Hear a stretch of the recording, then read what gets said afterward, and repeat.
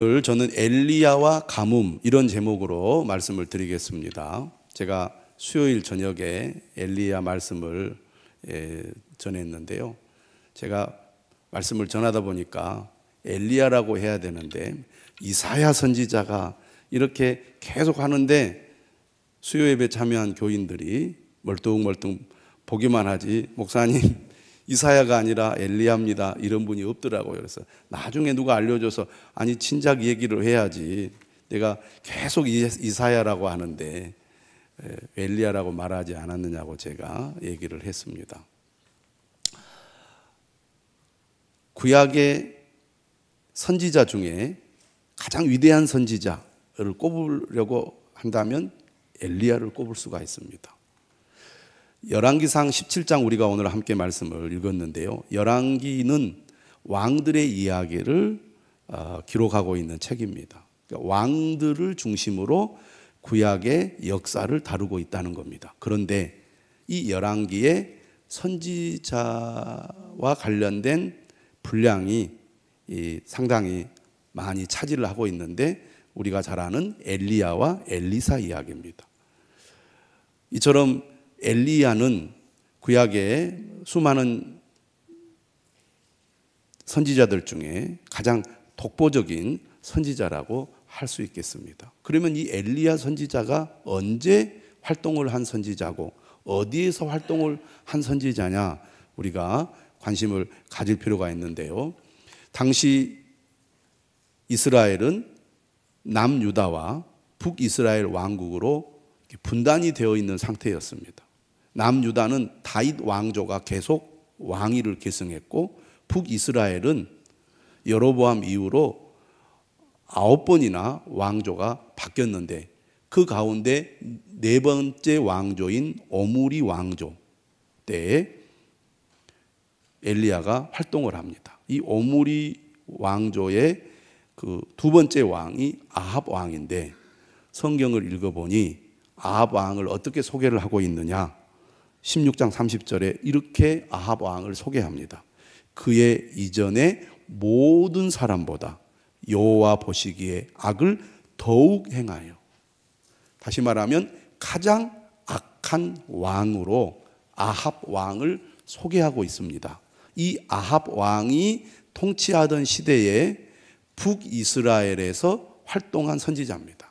남유다 선지자도 아니고 북이스라엘 선지자인데 북이스라엘은 처음부터 끝까지 우상을 숭배했던 사람들이고 왕들 가운데 한 사람도 하나님 보시기에 정직한 왕이 없었습니다.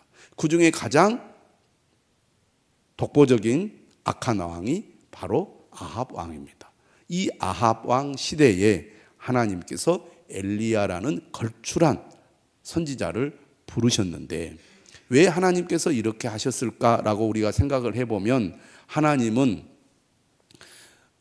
언약의 하나님이시잖아요. 이스라엘 백성들과 언약을 맺으셨습니다. 나는 너희의 하나님이 되고 너희는 나의 백성이 될 것이다.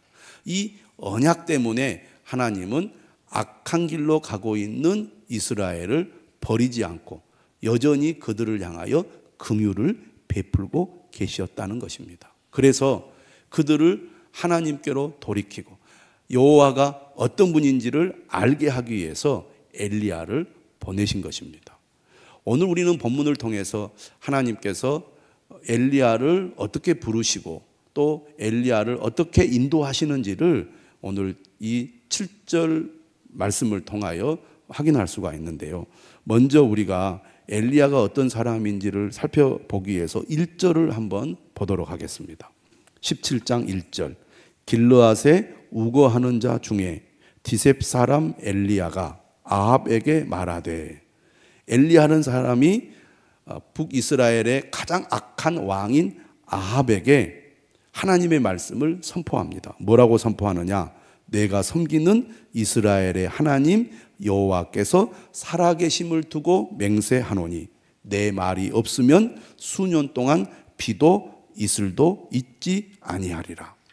아합 왕에게 가서 가뭄을 선포합니다. 이 땅에 가뭄이 있을 것이다. 수년 동안. 여기 보면 우리가 1절에서 엘리야가 어떤 사람인지를 살펴볼 수 있는데, 첫 번째는 엘리야는 어떤 사람이냐? 길르앗에 우고하는 자 중에 디셉 사람이란 것을 알 수 있습니다. 우리가 성경을 읽을 때 그냥 지나칠 수 있는 구절이죠. 여러분, 구약은 여러분들이 눈여겨보면 족보가 자주 등장을 합니다.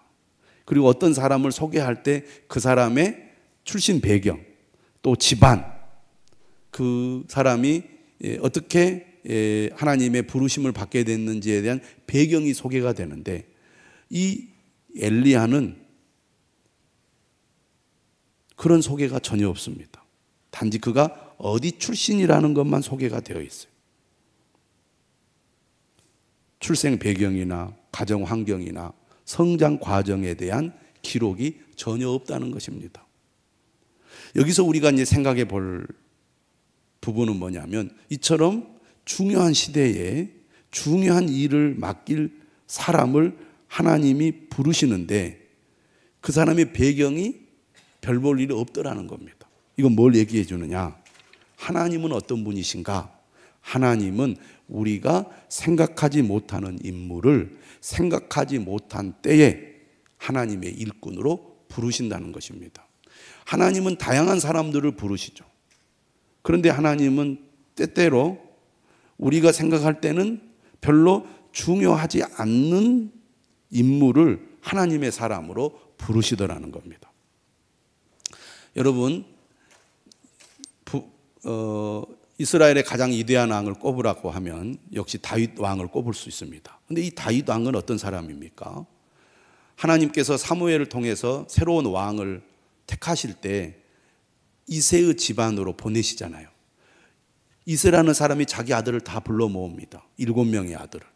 그래서 하나님께서 누구를 선택했는지를 이제 사무엘로 하여금 찾게 하시는데, 하나님께서 뭐라고 얘기하시느냐 하면, 사람은 외모를 보지만 나는 중심을 본다, 이렇게 말씀하시면서 첫 번째 아들부터 7째 아들까지 다 탈락을 시킵니다. 근데 그 현장에 누가 없었느냐? 다윗이 없었습니다. 다윗은 뭘 하고 있었느냐? 양을 치고 있었어요.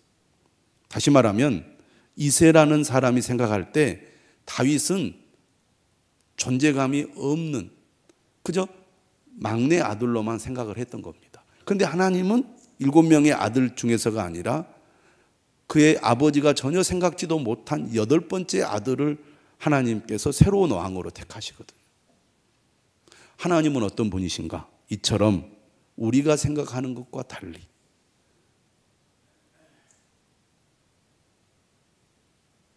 생각하지도 못하는 인물, 그리고 생각하지도 못하는 때 전혀 뜻밖의 인물을 택하실 때가 많다는 것입니다.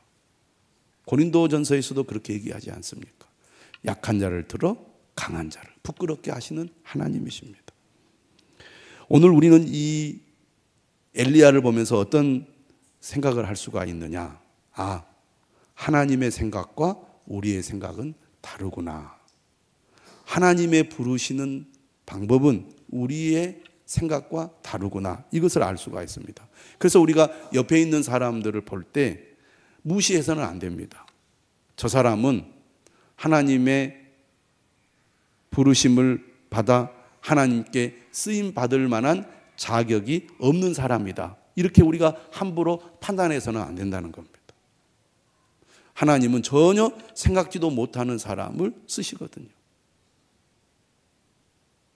미국에 보면 무디라는 탁월한 전도자가 있습니다. 18세기 말이죠. 19세기 초. 이 사람은 정말 못 배운 사람입니다. 전혀 학력이 없는 사람이에요. 그런데 하나님은 그를 큰 일꾼으로 쓰시거든요. 하나님은 그런 분이시다, 그런 얘기입니다. 여러분 스스로를 생각할 때 여러분 자신을 그렇게 생각할 수 있습니다. 나 같은 사람이 어떻게 하나님께 쓰임 받을 수 있겠는가? 어떤 사람은 태어날 때부터 신앙의 가정에서 성장해서 믿음으로 자라서 하나님을 위해 일하는 사람도 있는데, 나는 우리 집안에 믿는 사람 아무도 없고, 어렸을 때 교회를 다녀본 적도 없고, 나이가 들어서 정말 하나님을 만나서 예수 그리스도를 믿고 신앙생활을 한 사람인데 나 같은 사람이 어떻게 하나님께 쓰임받을 수 있을까? 이렇게 생각하는 분들이 있는데요, 하나님은 우리의 생각과 다르다는 것입니다.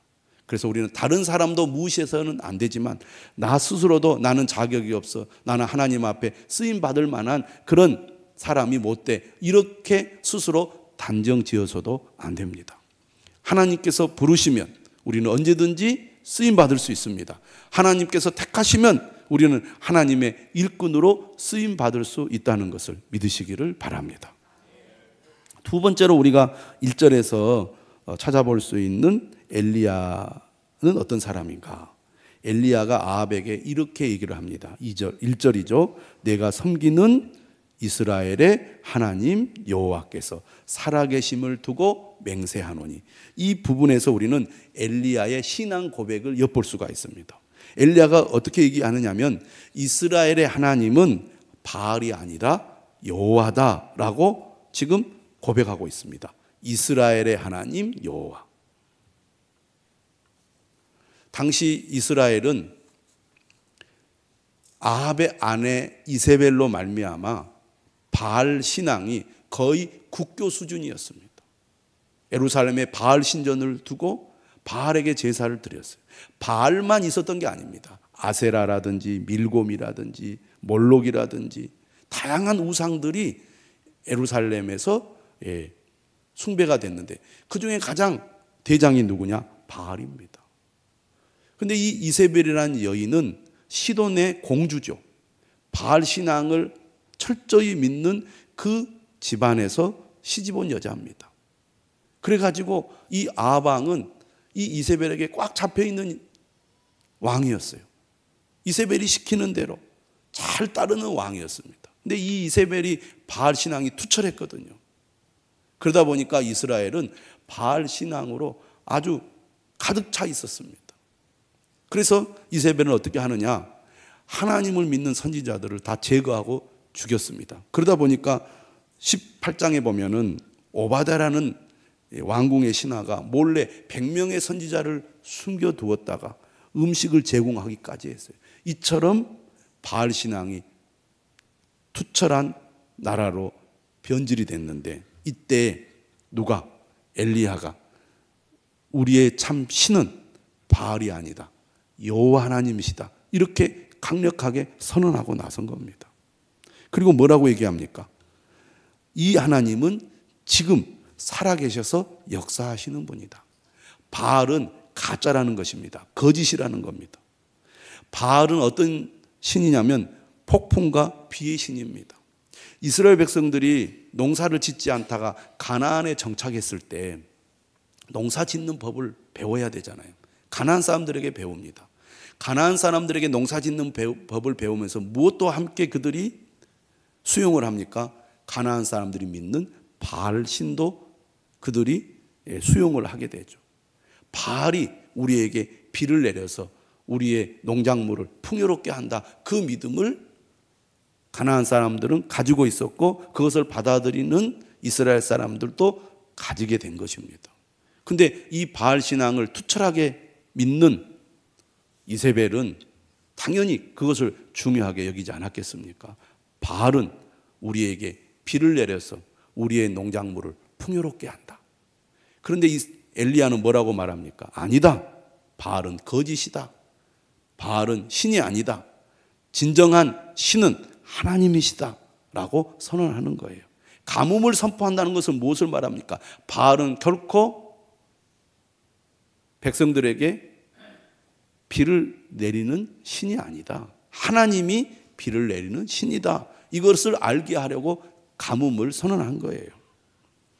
이렇게 엘리야는 이스라엘의 하나님은 여호와시며 그분은 지금도 살아계셔서 역사하신다, 이렇게 선언하면서 뭐라고 얘기하냐면 나는 오직 이 하나님만을 섬기겠다라고 말하고 있습니다.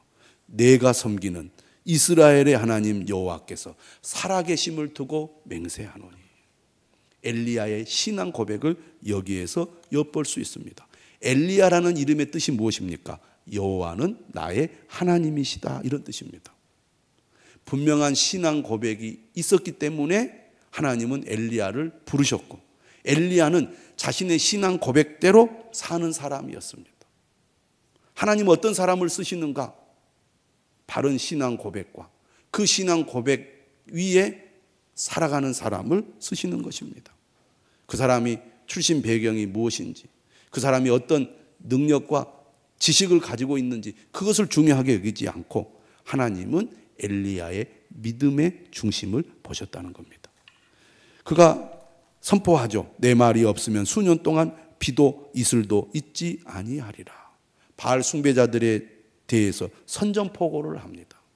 여러분, 아무리 믿음이 있어도 그 믿음을 행동으로 옮기는 데는 용기가 필요합니다. 아합 왕이 지금 강력한 권력을 가지고 반대하는 자들을 제거하는 그런 시대에 아합 왕에게 반대하여 하나님의 말씀을 선포한다는 것은 결코 쉬운 일이 아니었을 것입니다. 하지만 엘리야는 하나님의 명령에 순종하여 아합 왕에게 가뭄을 선포했습니다. 이렇게 순종하는 한 사람, 준비된 한 사람을 하나님은 사용하십니다. 내가 어떤 사람이든 간에 예수 그리스도를 믿고 그 믿음으로 살아가는 사람이라면 하나님 앞에 쓰임 받을 수 있음을 믿으시기를 바랍니다. 저는 여러분도 엘리야와 같이 하나님께 쓰임 받는 사람이 되시기를 주님의 이름으로 축원합니다. 이 정도면 엘리야가 하나님을 위해 큰 일을 할 수 있지 않겠습니까? 그런데 하나님은 여기에서 그치지 않고 엘리야가 더 큰 일을 할 수 있도록 준비를 시킵니다. 그래서 2절에 드디어 하나님께서 말씀을 하세요. 하나님의 말씀이 1절, 2절에 있지 않고 2절에 있다는 것이 우리가 또 특별하게 봐야 할 지점입니다. 물론 1절, 2절에 하나님께서 말씀하셨겠죠. 그러니까 하나님의 말씀을 전하지 않았겠습니까?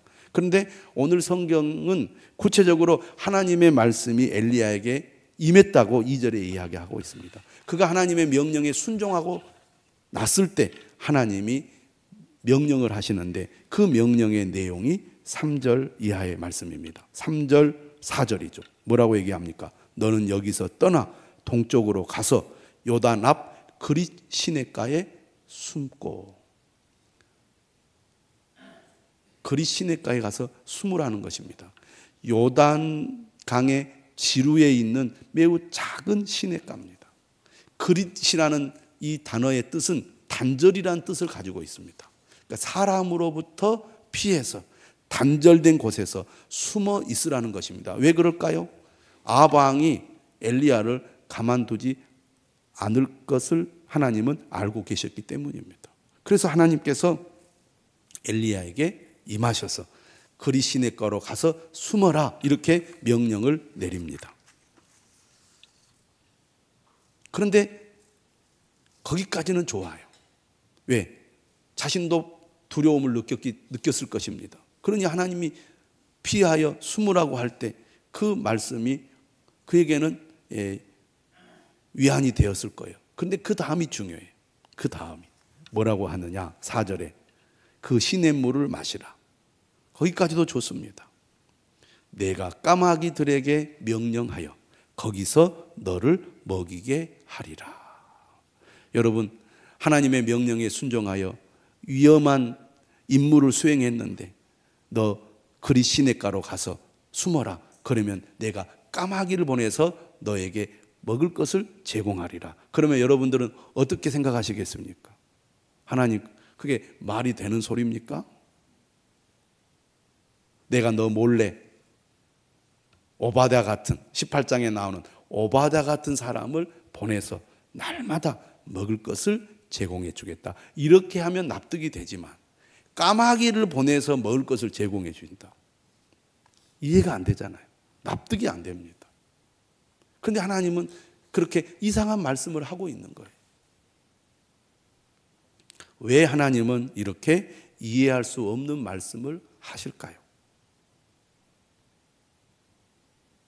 하나님께서는 엘리야를 더 크게 사용하기 위해서 지금 훈련을 시킬 계획을 가지고 계셨던 것입니다.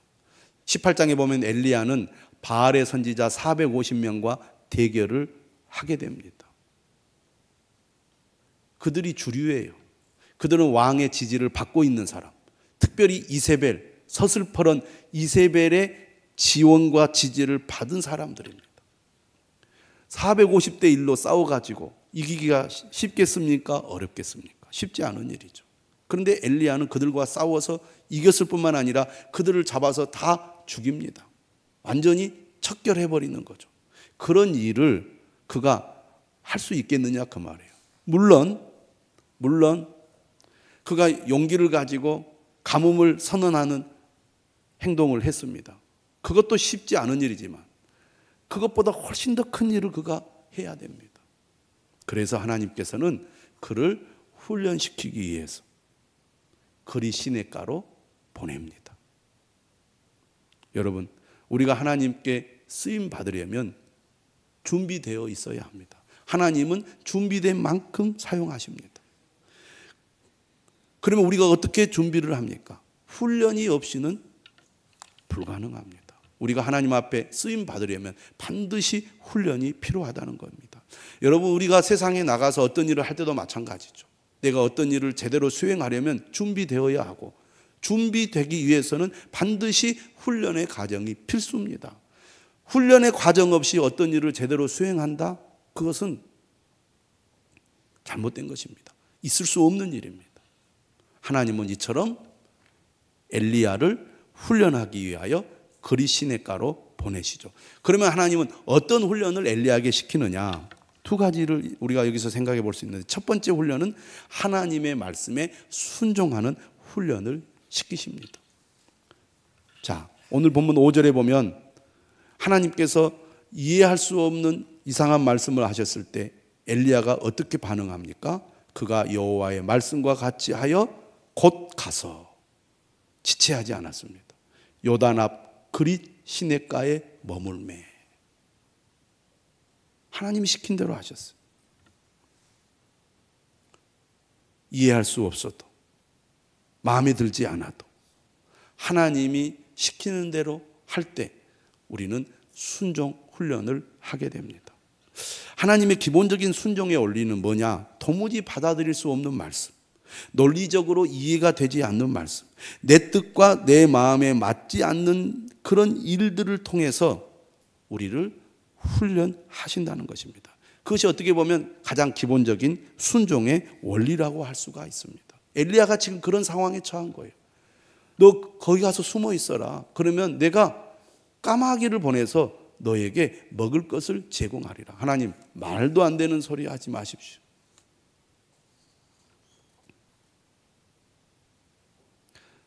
열왕기 하에 보면 아람의 나아만 장군이 엘리사를 찾아옵니다. 엘리사는요, 만나주지도 않아요. 자신의 사환인 게하시를 통해서 저 요단강에 가서 7번 씻으라 그래요. 이 나아만이라는 장군은 나병 환자였거든요. 그러니까 이 나아만 장군이 화를 냅니다. 우리나라에 더 깨끗하고 좋은 강이 많은데 내가 이 깨끗하지도 않고 별 볼 일 없는 강에 들어가서 내가 7번 씻는다고 낫겠느냐고. 그때 이 나아만의 부하들이 뭐라고 말하느냐 하면, 손해볼 것이 뭐가 있겠습니까? 나으려고 왔다면 이해가 안 돼도 순종해서 한번 들어가 보시죠 그래요. 그 말을 듣고 자존심을 버리고 요단강에 들어가서 7번 씻습니다. 그러니까 한 번 씻고 나왔다가 또 두 번째 들어가서 씻고 또 나왔다가, 그런 과정을 반복했겠죠. 성경은 자세히 기록하지 않았지만 아마 첫 번째 들어갔다 나왔을 때도 변화가 없었을 것입니다. 그런데 7번째 들어갔다 나오니까 어떻게 됩니까? 정말 깨끗이 나왔어요. 여호수아를 보면 하나님께서 뭐라고 이스라엘 백성들에게 명령을 합니까? 여리고 전투할 때 하루에 한 바퀴씩 매일 돌라고 그럽니다. 그리고 마지막 7일째 7바퀴를 돌라고 그래요. 그리고 소리를 지르라고 합니다. 그러면 성벽이 무너질 거라고. 말이 안 되는 얘기예요. 납득하기 어려운 일입니다. 그런데 순종했더니 여리고 성이 무너졌고, 순종했더니 나만의 나병이 나았습니다. 도무지 받아들일 수 없는 말씀, 논리적으로 이해가 되지 않는 말씀, 내 뜻과 내 마음에 맞지 않는 그런 일을 통해 하나님은 우리를 훈련시키시는 것입니다. 13세기의 유명한 성자인 성 프란시스코라는 사람이 있습니다. 이분은 수도원을 만들어서 사람들을 훈련하는 일을 했는데요. 이분이 농장에서 이렇게 일을 하고 있는데 젊은 두 청년이 찾아왔어요. 수도원에 입회하기를 원한다고. 근데 그곳은 엄격한 절차를 거쳐서 사람들을 받아줬거든요. 근데 그때 이 성 프란치스코가 뭐를 했느냐? 배추 모종을 심고 있었습니다. 그런데 이 프란치스코가 이 두 청년에게 이렇게 얘기를 합니다. 당신 두 사람 이 배추 모종을 심으라고. 심때 거꾸로 심어라. 이렇게 지시를 합니다. 그리고 성 프란치스코가 수도원 안으로 들어갔어요. 그 사이에 이 두 청년이 고민을 합니다. 이상하다고. 그렇잖아요. 뿌리가 밑으로 들어가게 심어야 제대로 심는 거 아니겠습니까? 그래서 고민하다가 한 사람은 이치에 맞지 않는다. 아마 프란치스코가 뭔가 좀 착각하고 잘못 말한 것 같다. 그렇게 생각하고 바르게 심었습니다. 그런데 다른 한 사람은 뭔가 뜻이 있겠지. 이해는 안 되지만 프란치스코가 그렇게 지시했으니 거꾸로 심어야지 하고 거꾸로 심었습니다. 결과가 어떻게 되었겠습니까? 성 프란치스코가 돌아와서 이렇게 얘기합니다. 바로 심은 청년을 향하여 당신은 돌아가십시오. 그리고 거꾸로 심은 청년을 향하여 당신의 입회를 허락합니다. 순종이란 이처럼 이해가 잘 되지 않고 마음에 맞지 않아도 하나님을 신뢰할 때 순종하는 것입니다. 우리가 순종할 때 이해가 되고 믿어지는 경우가 하나님의 말씀은 많거든요. 우리가 믿음이 작을수록, 하나님의 은혜를 경험한 것이 작을수록 하나님의 말씀이 이해되지 않을 때가 많습니다. 그런데 은혜를 받고 순종할수록 깨닫게 되는 경우가 많거든요. 여러분, 교회도 마찬가지입니다. 어떤 사람이 교회의 일꾼으로 쓰임받을 자격이 있습니까? 다른 게 아닙니다. 순종하는 사람입니다. 지식이 많고 경험이 많고 사회적인 지위나 또 신분이 탁월하다고 하나님이 사용하시는 게 아니라 겸손한 마음으로 하나님의 뜻에 순종하는 사람을 하나님은 일꾼으로 삼으신다는 것을 믿으시기를 바랍니다. 두 번째로 어떤 훈련을 했느냐? 하나님의 인도하심만 신뢰하는 믿음의 훈련을 하나님께서 시키셨습니다. 오늘 보십시오. 그리 시냇가에 머물렀습니다. 어떤 생각을 하겠습니까? 정말 까마귀가 먹을 것을 가져다 둘까? 그런 걱정하지 않았겠습니까? 그런데 하나님께서요, 정말 까마귀를 통해서 기적적으로 먹을 것을 갖다 줬어요. 그런데 많이 갖다 주면 좋겠지만 여러분, 까마귀 입에서 떨어지는 고기의 양이 얼마나 되겠습니까? 얼마 되지 않다 그 말이에요. 겨우 아마 욕이 배고픔을 없앨 정도만 보내줬을지 모릅니다. 그런데 한 번 떨어졌어요. 야, 정말 하나님 신기하네. 그렇게 생각했을 거예요. 그런데 어쩌다 보니 우연하게 이렇게 떨어졌겠지라고 생각하지 않았겠어요? 아침에 떨어졌는데 저녁에 또 떨어질까? 이런 걱정하지 않겠습니까? 그런데 저녁에도 떨어졌어요. 그래서 하루를 보냈습니다. 그런데 밤에 잘 때 어떤 생각하겠습니까? 내일도 떨어질까? 내일도 하나님이 보내실까? 그런 걱정하지 않았겠느냐 그 말이에요. 그런데요, 오늘 6절에 보니까 까마귀들이 아침에도 떡과 고기를, 저녁에도 떡과 고기를 가져왔고 그가 시냇물을 마셨으나 땅에 비가 내리지 아니하므로 얼마 후에 그 시내가 마르니라. 그러니까 시내가 마를 때까지 하나님께서 까마귀를 통해서 먹을 것을 공급해 주신 것입니다. 아까도 말씀드렸듯이 그릿이라는 뜻은 단절이라는 뜻을 가지고 있다고 말씀드렸습니다. 외부 세계와 완전히 끊어진 채 아무도 없는 작고 고독한 광야의 시내에서 오직 하나님만을 바라보며 하나님의 공급하심과 인도하심만을 온전히 신뢰하는 그런 믿음의 훈련을 엘리야는 할 수밖에 없었습니다. 여러분, 오늘 우리도 마찬가지입니다. 하나님만 의지하고 하나님만 신뢰할 때 하나님께서는 생각지도 못한 방법으로 우리를 인도해 주시고 우리의 필요를 공급해 주시는 하나님을 경험하게 될 줄로 믿습니다. 믿음의 사람들이 그런 얘기 하잖아요. 까마귀가 물어다 줘서 내가 살았다고. 하나님께서 먹을 것을 공급해 주실 때 한꺼번에 주신 게 아니라 한 번에 한 걸음씩만 인도해 주십니다.